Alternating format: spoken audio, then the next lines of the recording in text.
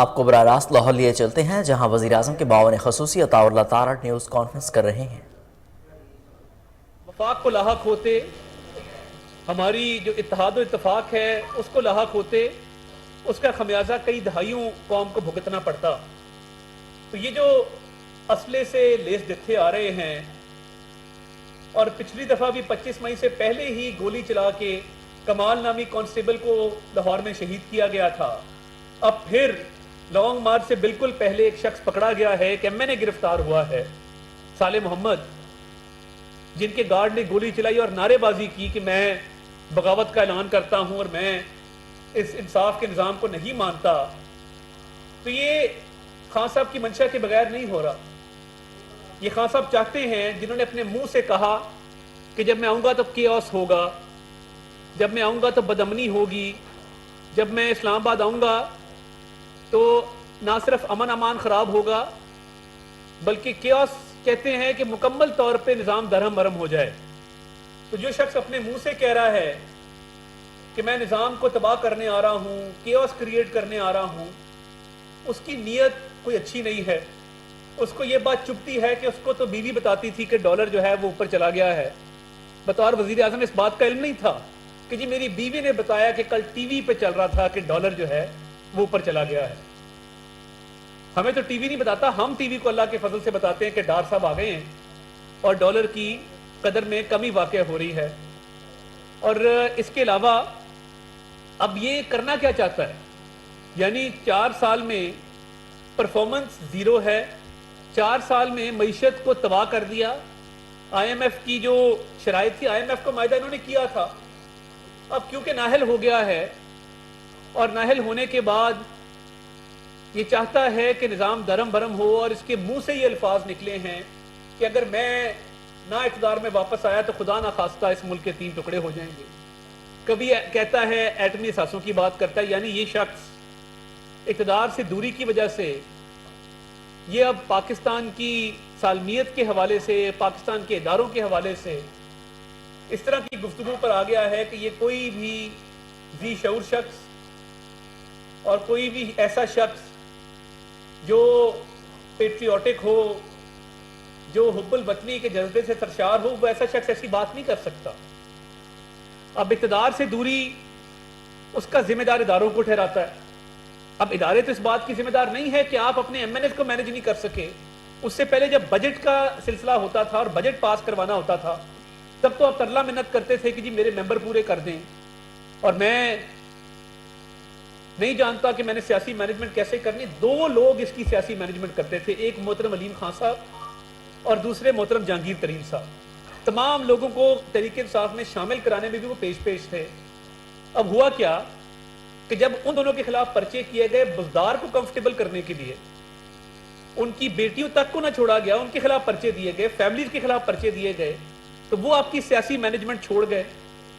تو آپ کے ایم این اے سلپ ہو کے آئے ہیں، کیا امریکہ نے کہا ہے ان کو کہ سلپ ہو جاؤ؟ کیا آپ کے ایم این ایز کو کوئی ادارے کی طرف سے کہا گیا کہ سلپ ہو جاؤ؟ آپ ناکام رہے معیشت کے فرنٹ پہ بھی اور سیاسی مینجمنٹ کے فرنٹ پہ بھی۔ اور آپ کی جس طرح آپ نے اسمبلی چلائی، جس طرح آپ کے ڈپٹی سپیکر قاسم سوری جو آج تک سٹے پہ بیٹھا ہے، اس نے ایک غیر آئینی آرڈر پاس کیا اور اس کے بعد آپ نے اسمبلیاں توڑی، کیا وہ کسی ایسے شخص کا ڈیسیجن تھا جو مینٹلی سٹیبل ہو؟ دوش آپ اداروں کو دیتے ہیں، دعا دیں ان اداروں کو کہ وہ نہ ہوتے تو آپ بھی نہ ہوتے، اور وہ آج بھی ملکی سالمیت کے لیے کام کر رہے ہیں، ملکی مفاد میں کام کر رہے ہیں۔ اور آپ اپنی حرکتیں دیکھیں کہ آپ نے جو توشہ خانہ کے تحائف بیچے ہیں وہ آپ نے کیسے بیچ دیے، اور اس کا منافع کہاں پہ ہے؟ یعنی اس کو بڑا ڈاؤن پلے کیا جا رہا ہے، کوئی بات نہیں، یہ تو ٹیکنیکلٹی پہ اڑایا گیا۔ ٹیکنیکلٹی پہ نہیں اڑایا گیا، یہ کیس میرٹ پہ اس کو ڈیل کیا گیا ہے۔ اور میری وزیر داخلہ سے بات ہوئی ہے اور میرا اس میں ان کو مشورہ بھی شامل ہے کہ فورن فنڈنگ کیس میں جو ٹرائل چلنا ہے سیشن کورٹ میں، جو الیکشن کمیشن کمپلین کرے گا، وہ اپنی جگہ پہ وفاقی حکومت بھی عمران خان صاحب کو نوٹس دینے جا رہی ہے۔ ایف آئی اے کے تحت اس کی علیحدہ سے تحقیقات ہوں گی کہ یہ جو آپ نے تحائف بیچے ہیں یہ آپ نے ڈکلیئر کیے تھے کہ نہیں کیے تھے. جواب ہے نہیں کیے تھے. یعنی ایک دورہ ایسا ہے کہ فواد چودھری کو بھی تحفہ ملا ہے, سیکرٹری فارن افیئرز کو بھی تحفہ ملا ہے, آپ کو کوئی تحفہ نہیں ملا. یا تو انہوں نے یہ سوچا دوست ملک نے کہ بھئی یہ تو بڑا کمینہ آدمی ہے تو چیزیں بھیج دیتا ہے, اس کو تحفہ نہ دو, باقیوں کو دے دو. یا تو یہ بات ہے کہ بطور ہیڈ آف ڈیلیگیشن, بطور حکومت کے سربراہ کے, بطور وزیر اعظم کے آپ کو تحفہ نہیں ملتا, پورے ڈیلیگیشن میں وزراء کو, افسران کو تحفے مل جاتے ہیں. وہ تحفہ کدھر گیا؟ وہ آپ نے آ کے ڈکلیئر نہیں کیا, آپ نے چھپا لیا. اب جو تحفے آپ نے خریدے ہیں اور خرید کے بیچے ہیں, یعنی یہ کوئی بیوپار ہے. آپ کے پاس اتنا ٹائم ہوتا تھا کہ آپ باقاعدہ بیٹھ کے کیلکولیشنز کر کے بیوپار کرتے تھے کہ یہ تحفہ بیچنا ہے, پہلے خریدنا ہے پھر بیچنا ہے. اور دیکھیے علی ظفر بہت بڑے قانون دان بھی ہیں, ماہر قانون بھی ہیں, مگر ان سے اس کیس کا دفاع نہیں کیا گیا. اس کیس کا اس لیے ان سے دفاع نہیں کیا گیا کیونکہ انہوں نے الیکشن کمیشن کے سامنے اس بات کو تسلیم کیا کہ جو ہم نے تحفے بیچے تھے اس کا منافع فلاں اکاؤنٹ میں جمع کرایا تھا. اب جب پوچھا گیا کہ جس اکاؤنٹ میں وہ منافع جمع کروایا گیا ہے اس اکاؤنٹ کی تفصیلات اور سٹیٹمنٹ آف اکاؤنٹ ہمارے حوالے کی جائے, تو اس بات سے انکاری ہو گئے اور بضد ہو گئے کہ کیونکہ الیکشن کمیشن کمپیٹنٹ فورم نہیں ہے, الیکشن کمیشن کا اختیار نہیں ہے کہ وہ ہمارے سے وہ اکاؤنٹ کی تفصیلات لے سکیں جس میں تحفے بیچنے کے بعد کا منافع جمع کرایا گیا ہے. اب جب اکاؤنٹ نمبر پوچھا گیا, اکاؤنٹ نمبر بھی دینے سے قاصر تھے اور اکاؤنٹ نمبر کے ساتھ ساتھ اکاؤنٹ کی سٹیٹمنٹ بھی دینے سے قاصر تھے. اور دیکھیے جب الیکشن کمیشن کے سامنے آپ ایک بات تسلیم کر رہے ہیں کہ میں نے یہ تحفہ بیچ کے منافع اکاؤنٹ میں جمع کرایا ہے, تو وہ تو آپ نے خود مان لیا کہ میں نے وہ تحفہ فروخت کیا تھا. اب اس اکاؤنٹ کی جب ڈیٹیل آپ نے نہیں دی تو اس کے بعد کیا ہوا, اسٹیٹ بینک نے کچھ آپ کے اکاؤنٹ کی تفصیلات نکالی. کیسے نکالی کہ الیکشن کمیشن نے خط لکھا اور آپ نے کیونکہ اکاؤنٹ نمبر غلط دیا تھا, اب اسٹیٹ بینک کے پاس تمام ریکارڈ موجود ہوتا ہے, آپ کا بھی آئی ڈی کارڈ ڈالیں گے تو آئی ڈی کارڈ ڈالتے ہی یہ پتا چل جائے گا کہ اس آئی ڈی کارڈ کے اگینسٹ کتنے بینک اکاؤنٹ آپریشنل ہیں, کتنے بینک اکاؤنٹ جو ہیں وہ ایگزسٹ کرتے ہیں. تو یہ الیکشن کمیشن نے جب خط لکھا تو اسٹیٹ بینک نے آپ کے آئی ڈی کارڈ کے ذریعے بینک اکاؤنٹ نکالا تو پتا لگا کہ جو بینک الفلاح کا اکاؤنٹ تھا اس میں ایک ہندسے کا ہیر پھیر تھا کہ آپ نے 0 کی جگہ 9 اور 9 کی جگہ 0 لکھا ہوا تھا کہ الیکشن کمیشن اس کی چھان بین نہ کر سکے. آپ دیکھیے کتنا بڑا فراڈ ہے کہ پہلے آپ انکار کر دیں کہ میں نے بینک اکاؤنٹ کی تفصیلات فراہم نہیں کرنی, پھر آپ غلط اکاؤنٹ نمبر جمع کرا دیں. وہ تو پھر اسٹیٹ بینک سے ڈیٹا نکلا تو پتہ لگا کہ وہ منافع اکاؤنٹ میں کبھی جمع ہی نہیں ہوا اور جتنے پیسے اس اکاؤنٹ میں تھے وہ اس کے برابر نہیں تھے جتنا مہنگا وہ تحفہ تھا. اب یہ جو بیوپار عمران نیازی صاحب نے کیا ہے, کیا اس کے بعد بھی یہ سمجھتے ہیں کہ یہ اہل ہیں کہ یہ پبلک آفس ہولڈ کر سکیں؟ کیا اس کے بعد بھی یہ سمجھتے ہیں کہ ان کو اجازت دی جانی چاہیے کہ یہ الیکشنز میں حصہ لے سکیں؟ یعنی ایک طرف ایک وزیر اعظم کو نکالا جاتا ہے بیٹے سے تنخواہ نہ لینے پر, اور آپ نے تو سیدھا سادہ کیس ہے چوری کا کہ آپ نے تحفے بیچے ہیں اور وہ بیچ کے منافع کھا لیا ہے, اور کچھ تحفے ہیں جو آپ نے ڈکلیئر نہیں کیے.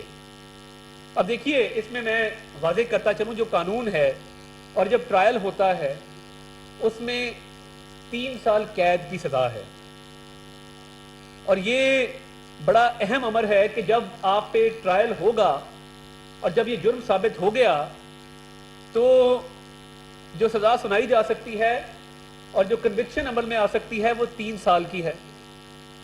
اب آپ اس سے کیسے راہ فرار اختیار کریں گے اور آپ کیسے اس بات کو ڈینائی کریں گے کہ آپ نے نہ تحفے لیے، نہ تحفے خریدے، نہ تحفے بیچے، کیا آپ اس کو ڈینائی کر سکتے ہیں؟ آپ نہیں کر سکتے۔ اب اگر اس کے ساتھ ساتھ جو ایف آئی اے کی اب انکوائری کا آغاز ہوگا اور یہ دیکھا جائے گا کہ اس کے علاوہ کیا اکاؤنٹس تھے اور کون سے ایسے تحفے ہیں جو آپ نے ڈکلیئر ہی نہیں کیے ہوئے، اور ان وزٹس کی بھی تحقیقات ہوں گی جس وزٹ پہ سب کو تحفہ مل رہا ہے مگر آپ کے نام کے آگے کوئی تحفہ نہیں لکھا ہوا، وہ بھی بتانا پڑے گا نا کہ اس وزٹ پہ آپ کو تحفہ کیوں نہیں دیا گیا، باقی سب کو دیا گیا۔ پھر وہی بات ہے کہ یا تو انہوں نے آپ کو اتنا گیا گزرا سمجھا کہ یہ بیچ دیتا ہے اس کو نہ دو، یا پھر آپ نے آ کے ڈکلیئر نہیں کیا۔ تو یہ تو ایف آئی اے کی تحقیقات میں بھی یہ چیزیں سامنے آئیں گی، اور وزیر داخلہ اس پہ مکمل طور پہ کمیٹڈ ہے کہ یہ تحقیقات اپنے منطقی انجام تک اس کو پہنچانا ہے۔ دوسری بات بڑی اہم ہے، ابھی اطلاع دی گئی ہے کہ اسلام آباد ہائی کورٹ میں ریٹ پٹیشن فائل کر دی گئی، یعنی ابھی الیکشن کمیشن کے فیصلے کی سائنڈ کاپی، سرٹیفائڈ کاپی پورے پاکستان میں کسی کے پاس نہیں۔ کل 2 صفحے سرکولیٹ کیے گئے، وہ میرے تمام صحافی بھائیوں کے پاس ہے۔ آج 36 صفحوں کا ایک آرڈر آیا ہے مگر اس پہ کسی ممبر کے دستخط موجود نہیں ہیں۔ یہ ایک اچھا نظام ہے کہ آپ منہ اٹھا کے ہائی کورٹ تو چلے جاتے ہیں مگر آپ کے پاس فیصلے کی نہ سائنڈ کاپی ہے نہ سرٹیفائڈ کاپی ہے، تو یہ کیس منڈے کو کیسے سنا جائے گا؟ اور یہ آپ کو کس نے اختیار دے دیا کہ آپ بغیر سرٹیفائڈ کاپی لیے سپریم کورٹ اسلام آباد ہائی کورٹ پہنچ گئے ہیں؟ فرض کر لیں کہ یہ پیر والے دن فکس ہو بھی جاتی ہے، اور ہو گئی ہے جو مجھے اطلاع دی گئی ہے، تو کیا سرٹیفائڈ کاپی لیے بغیر، اور یہ ایک قانونی نکتہ ہے کہ جب بھی آپ کوئی ریٹ پٹیشن فائل کرتے ہیں تو آپ اس پہ دستخط شدہ سرٹیفائڈ کاپی لگاتے ہیں جس آرڈر کو آپ چیلنج کرنا چاہتے ہیں۔ یہ میری سمجھ سے باہر ہے کہ آپ نے کس طریقے سے بغیر سرٹیفائڈ کاپی لیے، بغیر دستخط شدہ کاپی لیے آپ نے یہ ریٹ پٹیشن فائل کر دی۔ کیا آپ کو قانون کا اتنا نہیں پتا؟ پہلے آپ کے وکیل مانتے ہیں الیکشن کمیشن کے سامنے، اور یہ یاد رکھیے کہ یہ الیکشن کمیشن کا متفقہ فیصلہ ہے، پورے کمیشن کا فیصلہ ہے، تمام ممبران کا فیصلہ ہے۔ وہاں پہ مانا کہ جی میں نے تحفے بیچے ہیں، اس کا منافع بھی میرے پاس ہے۔ تو یہ کام نہیں چلے گا کہ اب آپ پچھلے 8-9 سال سے لوگوں کی پگڑیاں اچھالیں، لوگوں پر الزامات لگائیں، لوگوں کے اوپر کرپشن کے چارجز لگائیں، لوگوں کو جیلوں میں بند کریں، لوگوں پہ ڈرگز ڈلوائیں، اور آپ جب خود اپنی باری آئے تو کہیں جی میں نے تو تحفے ہی بیچے ہیں اور تو میں نے کچھ نہیں کیا۔ تو کیا یہ تحفے آپ کی ذات کو ملے تھے؟ کیا سرکار کے مال کو بیچ کے کھا جانا کیا یہ حلال روزی ہے؟ آپ کو اس بات کی اجازت کس نے دی تھی؟ آپ نے قانون نہیں پڑھا؟ تو یہ ایک تو جو اسلام آباد ہائی کورٹ سے رجوع کیا گیا ہے بغیر کاغذات کی رجوع بنتا نہیں ہے، نہ ہو سکتا ہے۔ ایک تو اس کو ہمیں فریق بنایا گیا ہے کیونکہ یہ محسن شاہ نواز رانجھا صاحب اور علی گوہر بلوچ کی پٹیشن تھی، تو ہمارے وکلا جب نوٹس ایشو ہوں گے اس پہ اعتراض اٹھائیں گے کہ کس طریقے سے یہ پٹیشن فائل کی گئی جبکہ سرٹیفائڈ کاپی آرڈر کی نہیں موجود، اور اگر یہ کاپی لیک ہو کے انہوں نے لی ہے وہ ان کے پاس کس ذریعے سے آئی ہے؟ پہلی بات تو یہ ہے۔ دوسری بات یہ ہے کہ ایف آئی اے کی تحقیقات کا فیڈرل گورنمنٹ آغاز کر رہی ہے اور اس کیس کو منطقی انجام تک وہاں بھی پہنچایا جائے گا، وہاں بھی چلان جمع ہوگا، وہاں بھی ٹرائل کا پروسیس ہوگا۔ اور میرا یہ بھی خیال ہے کہ یہ کیونکہ اب ایک شخص ایسا ہے جس پہ اوپر یہ چارج لگ گیا ہے اور اب یہ نااہل شخص ہے، تو اس کی تقریر پہ بھی پابندی لگنی چاہیے اور میڈیا پہ اس کی تقریر نشر نہیں ہونی چاہیے۔ یہ ایک خائن شخص ہے، اس نے ایک چوری کی ہے اور یہ ایک مصدقہ چور اور فراڈیا ڈکلیئر ہوا ہے، تو یہ نہیں ہو سکتا کہ کبھی امریکہ کو دوش دیں، کبھی عدلیہ کو دوش دیں، کبھی الیکشن کمیشن کو دوش دیں، کبھی فوج کو دوش دیں، اور اپنے کرتوت ایسے ہوں کہ گھڑی، پینٹنگز، پرچ، پیالیاں، ایشٹے تک نہ چھوڑا ہو۔ کوئی اور شخص مجھے پاکستان میں بتا دیں جس نے گھڑی، پینٹنگ، پرچ، پیالیاں، ایشٹے تک چوری کر لی ہو۔ اور فرا گوگی واپس کیوں نہیں آتی پاکستان؟ فرا گوگی کو پاکستان لانے میں کیا امر مانے ہے؟ ایک نیب کی انویسٹیگیشن پینڈنگ ہے, ایف آئی اے کو وہ مطلوب ہے اور آپ نے اس کو باہر بھگایا کیونکہ وہ آپ کی بے نامی ہے. ہر ٹرانزیکشن میں جو بنی گالا میں ایک منی گالا آپ نے بنایا ہوا تھا اور پیسوں کی فیکٹری لگائی ہوئی تھی کہ جہاں پہ ہر پوسٹنگ ٹرانسفر کا ہر ٹھیکے کا ریٹ طے ہوتا تھا, جہاں پہ آپ طے کرتے تھے کہ کس کنسٹرکشن میں کتنا کمیشن لیا جائے. تو یہ تمام تفصیلات فرا گوگی کے پاس ہیں, اس لیے وہ پاکستان نہیں آتی, اور آپ نے اس کو فرار تب کروایا جب بالکل آپ کے اقتدار کے آخری ایام میں آپ تھے اور آپ کو پتا تھا کہ یہ اگر پکڑی گئی تو اس نے 1 گھنٹے میں وعدہ ماف گواہ آپ کے خلاف بننا ہے. اور ابھی بھی آپ کے کچھ لوگ مفرور ہیں, جس میں سیف اللہ نیازی مفرور ہے, جس میں عامر کیانی مفرور ہے. یہ ایف آئی اے کو مطلوب ہیں آپ کے فورن فنڈنگ کیس میں, ان کے اکاؤنٹوں میں کروڑوں روپے آئے ہیں مگر یہ دونوں روپوش ہیں, اور آپ آ کے بات کرتے ہیں اور ان لوگوں کا دفاع کرتے ہیں جنہوں نے فوج پاکستان پہ الزامات لگائے ہیں, جنہوں نے گھٹیا گفتگو کی ہے اداروں کے خلاف, جنہوں نے سپاہ سالار کے خلاف گفتگو کی ہے. آپ نے فیٹف کے لیے کیا کیا؟ جنہوں نے فیٹف سے نام نکلوائے شکر کریں ان کا کہ اللہ تعالیٰ نے توفیق دی ہے پاکستان کے اداروں کو کہ انہوں نے فیٹف کی گرے لسٹ سے پاکستان کا نام نکالنے میں اپنا کردار ادا کیا. آپ کے بس میں ہوتا تو کبھی نہ نکلتا. تو یہ پورا ایک چوروں کا ٹولہ ہے جس کا سرغنہ, جس کا سربراہ عمران خان ہے, اور حکومت نے فیصلہ کیا ہے کہ اب اس سے سختی کے ساتھ نمٹا جائے گا. اور یہ نہیں ہو سکتا کہ چوری ثابت بھی ہو جائے, آپ نااہل بھی ہو جائیں اور چوری اور اوپر سے سینہ زوری کریں. اس بات کی قطعی اجازت نہیں دی جائے گی, اور گورنمنٹ آنے والے دنوں میں ایسے اقدامات دے گی جس سے ایک ایک پائی کا حساب اس چور اور خائن اور فراڈی سے دیا جائے.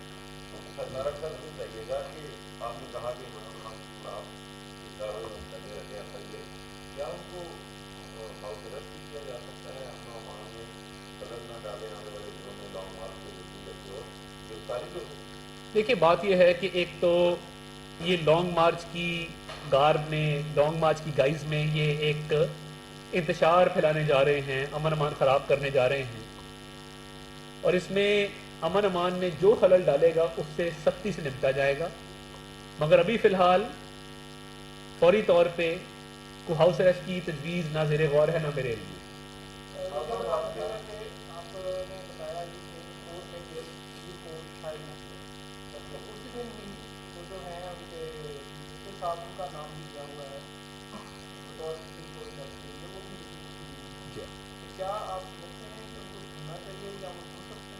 دیکھیے بات یہ ہے کہ سپریم جوڈیشل کونسل کا اس میں اجلاس ہے, بڑا اہم اجلاس ہے, اور دیکھتے ہیں کہ وہ اس میں کیا فیصلہ ہوتا ہے. مگر دیکھیے پہلی ڈیٹ پہ تو نوٹس ایشو کیے جائیں گے, یہ ان کا اپنا فیصلہ ہے, ہم ان کا بھی احترام کرتے ہیں, ان کے ادارے کا بھی احترام کرتے ہیں, اور ہم یہ سمجھتے ہیں کہ جب سرٹیفائڈ کاپی موجود نہیں ہے, دستخط شدہ کاپی موجود نہیں ہے, تو یہ کس بیس پہ وہ ہیئرنگ ہوگی؟ اول تو یہ ہیئرنگ نہیں ہونی چاہیے, اور باقی جو اجلاس ہے اس کا جو بھی فیصلہ ہوگا وہ ہمارے ممبرز وہاں موجود ہوں گے, تو حکومت اس پہ من و عمل کرے گی جیسا بھی فیصلہ آئے گا.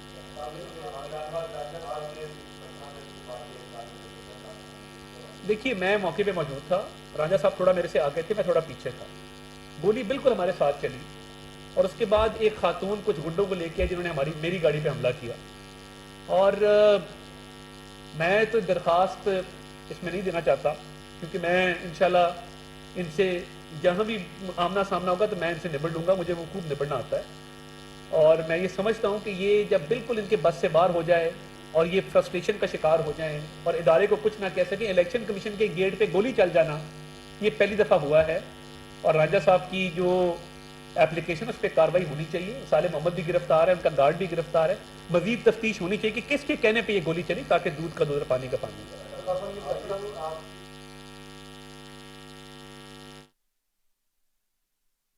معاون خصوصی عطاء اللہ تارڑ لاہور میں نیوز کانفرنس کر رہے تھے.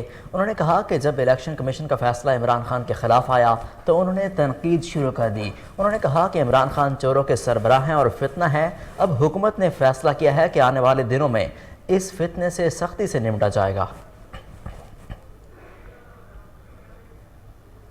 نیوز اسٹوڈیو سے فی الوقت اتنا ہی. مزید اپڈیٹس کے لیے دیکھتے رہیے کوہ نور نیوز.